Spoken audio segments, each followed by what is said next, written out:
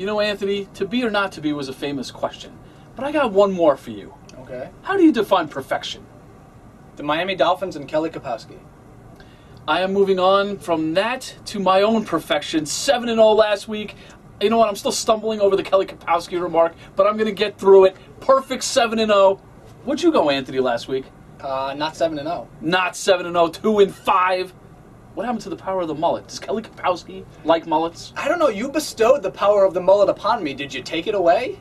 I probably did. Maybe Kelly Kapowski did. I don't know. When I see her, I'll have to ask her. Maybe she can give me my power back. All right, we'll check. I could be saved by the bell. This is Game Day.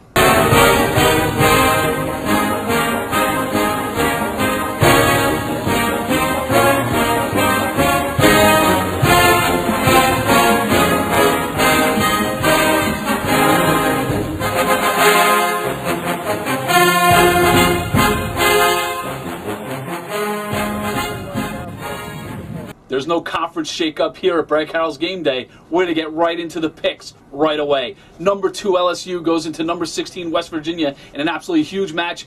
Prime time on ABC.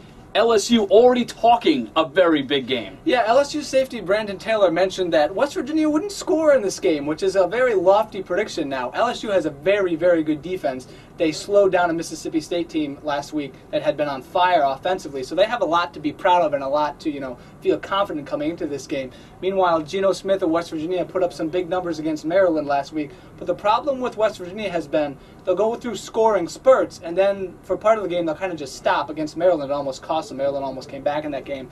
LSU just seems to find ways to win, no matter who they're playing or what the situation. It always helps to have a great defense. LSU has a great defense. It'd be nice if they had a great coach, but they're stuck with Les Miles, who continues to baffle me on the sidelines. West Virginia, you talked a little bit about it. They got a high-powered offense. This is a question of offense versus defense. Yeah, I don't think Brandon Taylor's prediction is going to come true. I think West Virginia will score in this game, but LSU will score more. LSU does what it does, finds a way to win, 24-17. Wow, I'm kind of shocked, Anthony. LSU -6, 24-17. Great minds think alike. There you go. There's a bevy of great college football matchups on Saturday. This next one's no different. Number 7 Oklahoma State goes into number 8 Texas A&M as 4.5-point favorites. This series is all about close games. Since 1997, 7 of these games have been decided by 5 points or less. Oklahoma State's won the last 3, 2 of which by just a touchdown. Yeah, I would expect another close one this year as well, but what I would expect is a lot of scoring. You have 2 high-powered offenses in this game. Brandon Weeden leads an Oklahoma State team that is number 1 in the nation in passing. Meanwhile, Texas A&M has Ryan Tannehill at quarterback, running back Cyrus Gray, who lead a very explosive attack as well. When you get 2 offenses like this together, you expect a lot of points, but you also have to watch for the defenses. Texas A&M has played decent defense, but they played no one like Oklahoma State. Watch for defenses that maybe bend but force field goals or force turnovers in key situations. Maybe a defensive play like that will turn around the game in what should be a high-scoring game. I got this as a high-scoring game. You're right. One defensive stand could make all the difference. Home field advantage is going to be huge. What do you got? Hey, Brad. Yeah. We've heard all week that you went 7-0. You've told everyone, even if they weren't listening. Enjoy it now because a losing streak is coming. Anthony, another bad week. But that's nothing new for you as you consistently lose every week. We do have our first official hot seat alert. Anthony, you're in serious trouble. On to my picks. LSU -6. Notre Dame -6.5. Alabama -12. Florida State +2.5. Oklahoma -21. USC +2.5. And my game of the week, number 7 Oklahoma State travels to College Station to battle number 8 Texas A&M. Look for an offensive explosion as these 2 high-powered offenses, led by quarterbacks Ryan Tannehill of A&M and Brandon Weeden of Oklahoma State. Both those quarterbacks should light up the scoreboard, but only one team is all-world wide receiver Justin Blackmon, Oklahoma State. Cowboys win 42-35. I'm on the hot seat. Is he going to come replace me? I mean, the guy who never shows his face? I don't know if he's going to replace you. It is getting a little warm, I got to admit. I'm a little toasty right now. Look, I may have to let you in on something. If it's another bad week, the hair might go. Really? It might. That is the most shocking news we've ever had here on Game Day. It's pretty shocking, but you know what's even more shocking? When Oklahoma State is going to go into Texas A&M and win the game 43-40. Yeah, I actually have Oklahoma State pulling the upset as well. 35-34. Number 23 Southern Cal goes into Arizona State in a huge Pac-12 matchup that could feature a changing of the guard. USC has won 11 in a row in this matchup. Do they get to 12? I'm not sure they do. You know, Arizona State's the favorite, at least preseason-wise, in this half of the Pac-12 to go to the Pac-12 championship game. USC is on probation. They can't go no matter what. But what Arizona State needs to do is play better than they did last week. They suffered a tough loss at Illinois. Quarterback Brock Osweiler and the offense did not play well in that game. They need to get back on track, and they need to contain Matt Barkley, who's having a great season for the Trojans. He's having a great season, but USC's been anything but impressive this year, including that coach Lane Kiffin, who's pretty much a jerk. Yeah, Lane Kiffin's not a nice guy, but he has USC 3-0, although they haven't done so in very good fashion. That is true. Who do you got winning? I have Lane Kiffin, the jerk, taking a loss. Arizona State gets back on track 27-24. Anthony, have you intercepted my email recently? No, I don't think so. Because Arizona State minus 2.5, I have them winning 27-24. Are you jumping on the perfection bandwagon? Maybe you're going to have a bad week because you're picking like me. Anthony, guess who's back on national television? Notre Dame! Notre Dame. They're going into Pittsburgh in an afternoon showdown on ABC. Not much to say here other than Notre Dame is finally on a roll. Yeah, Notre Dame had a huge win over Michigan State. They start to look like the team that people expected in the preseason. Still got to watch out for those turnover problems. Meanwhile, Pittsburgh struggled in their first 2 wins of the year, blew a huge lead at Iowa in the fourth quarter. They're going the wrong way. Notre Dame's going the right way. We'll see if Notre Dame can finally put their turnover troubles behind them. Even though they got to win against Michigan State, they still turn the ball over. Who do you got? Notre Dame holding on to the ball and the victory, 34-21. Yeah, I got Notre Dame as well, minus 6.5. Winning this one, 34-24.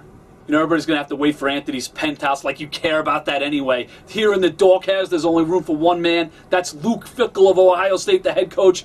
Fickell had no idea what to do at the end of the game against Miami. He refused to call a timeout. At least I hope he refused to call a timeout as time was running down and he was losing to Miami. He wasted 3 timeouts, looked confused on the sideline. That's embarrassing. And guess what? Fickell shouldn't even last the season. You can't do that as a head coach. Now I guess we'll go to Anthony over in the penthouse. The penthouse is extra crowded this week as we're throwing in the entire ACC, who I made fun of last week, but they turned around and won a bunch of big games. Obviously, Clemson beat Auburn, was the biggest of them all. Miami got a huge win over Ohio State, and Florida State acquitted itself well against Oklahoma. Perhaps if E.J. Manuel doesn't get knocked out, they actually win that game. But the ACC did a good job last week. Congratulations, you're in the penthouse. The ACC was in Anthony's penthouse. They're going to be here in the picks with a featured matchup. Number 11, Florida State, going into number 21, Clemson, Death Valley. This one is all about E.J. Manuel. Will he start? Won't he start for Florida State? We probably won't know until kickoff. Yeah, we won't know until the game starts about E.J. Manuel, and that's obviously a big decision. But the entire Florida State team should be feeling the effects of a physical battle against Oklahoma last week. Meanwhile, Clemson should be feeling pretty good about itself and knocked off Auburn, which had trouble beating, ended the nation's longest winning streak. Perhaps these aren't the same Tigers we've seen in the past. Maybe they're ready to finally build some momentum and win some big games. I can actually see it going that way. I actually like Clemson. I picked them to beat Auburn, the only one on this show who did. They did do that. Florida State hasn't won in Death Valley since 2001. Did they break the streak? I think the Seminoles are just going to have a tough time getting physically ready and emotionally up for this game after the loss to Oklahoma last week. I think Clemson wins this game 26-20. Yeah, Clemson is minus 2.5 in this game, but they're going to win 28-24. From Florida State to the team that beat them last week, number 1 Oklahoma hosts Missouri in a game that's all about revenge. Missouri beat then number 1 last year, Oklahoma, in a huge matchup. The only problem with that, Missouri had Blaine Gabbert, who's playing for Jacksonville right now. Yeah, Missouri's not the same team it was last year, but coming off of that huge win against Florida State, can you say trap game?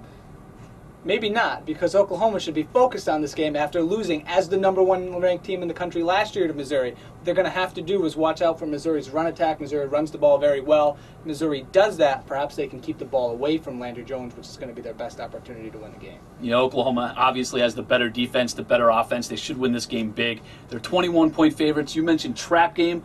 In a normal year, I would say that's possible. Oklahoma's looking for revenge in this one. But how do you see it going? I'm with you. No trap game. Oklahoma rolls 40-23. Yeah, I got Oklahoma minus 21 winning it 42-14. The last game we got on the docket tonight is a huge SEC matchup. Number 14 Arkansas goes into number 3 Alabama. This one had all the makings of an upset last year, but Arkansas blew a 14-point lead and couldn't topple the top-ranked Alabama team at the time. They are looking for revenge in this one. They're looking for revenge, and they're looking to prove that they're one of the teams to beat in the SEC West. LSU and Alabama are getting all the attention as the favorites right now. If Arkansas could win this game, they'd vault themselves right up into that discussion. Arkansas does what they do. They throw around the ball very well. They're 8th in the nation in terms of scoring offense, 47 points a game. Tyler Wilson's taking on the role of Ryan Mallett, doing a very good job at quarterback. But Alabama, 2nd in the nation on defense, allowing only 6 points a game. This will be a tough task for them, but that matchup's going to go a long way in determining who wins the game. Yeah, it's all about offense, defense. I think we said that earlier, but it's more true in this game. Mallett's gone from Arkansas, but they still throw the ball, like you said, around like crazy. They're a high-powered offense. Alabama, they're all about defense. It's going to be a tough matchup. It's going to be a tough battle in the trenches. Who wins? The Crimson Tide are at home. You got to favor them. I think the defense slows Arkansas down enough, 24-20. Alabama, you know what, Anthony, is going to win the game. Alabama, minus 12, is going to win it 31-21. Anthony, it's a great week again. I hope it's a better week for me. We all hope so. I hope it's the same, 7-0, might add. And for Anthony, for Joe, for Craig, I'm Brad. We'll see you next week.